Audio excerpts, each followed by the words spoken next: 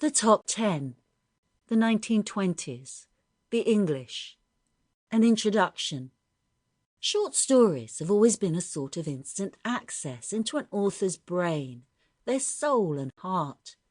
A few pages can lift our lives into locations, people and experiences with a sweep of landscape, narration, feelings and emotions that are difficult to achieve elsewhere. In this series, we try to offer up tried and trusted top tens across many different themes and authors. But any anthology will immediately throw up the questions, why that story? Why that author? The theme itself will form the boundaries for our stories, which range from well-known classics, newly told, to stories that modern times have overlooked, but perfectly exemplify the theme. Throughout the volume, our authors, whether of instant recognition or new to you, are all leviathans of literature. Some you may disagree with, but they will get you thinking about our choices and about those you would have made. If this volume takes you on a path to discover more of these miniature masterpieces, then we will have all gained something. In this volume, the decade reveals some who are doing very well and the many who are not, underfoot, underpaid, and underrepresented. Our writers of many hues and telling talents bring both their stories and their characters to bear on the decade between the two world wars with searing clarity. The String Quartet by Virginia Woolf.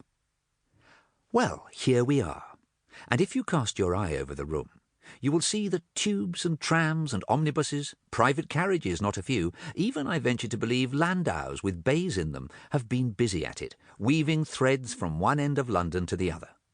Yet I begin to have my doubts.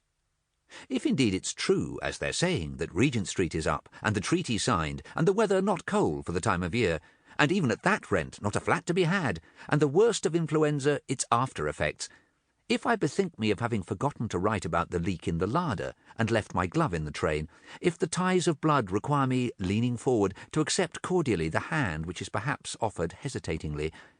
7 years since we met. The last time in Venice. And where are you living now? Well, the afternoon suits me the best, though if it weren't asking too much. But I knew you at once. Still, the war made a break.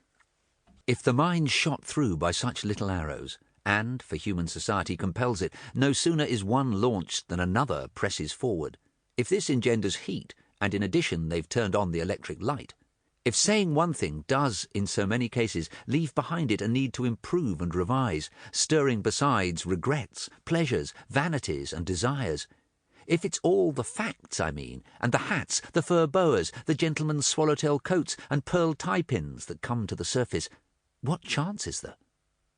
Of what? It becomes every minute more difficult to say why, in spite of everything, I sit here believing I can't now say what, or even remember the last time it happened.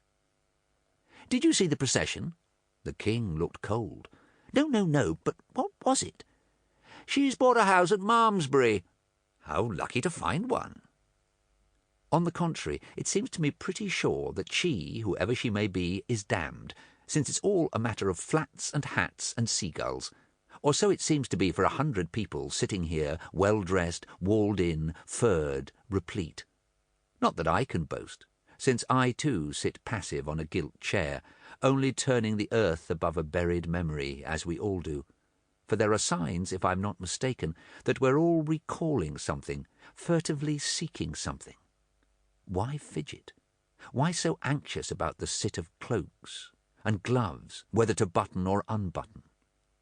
Then watch that elderly face against the dark canvas, a moment ago urbane and flushed, now taciturn and sad, as if in shadow. Was it the sound of the second violin tuning in the anteroom?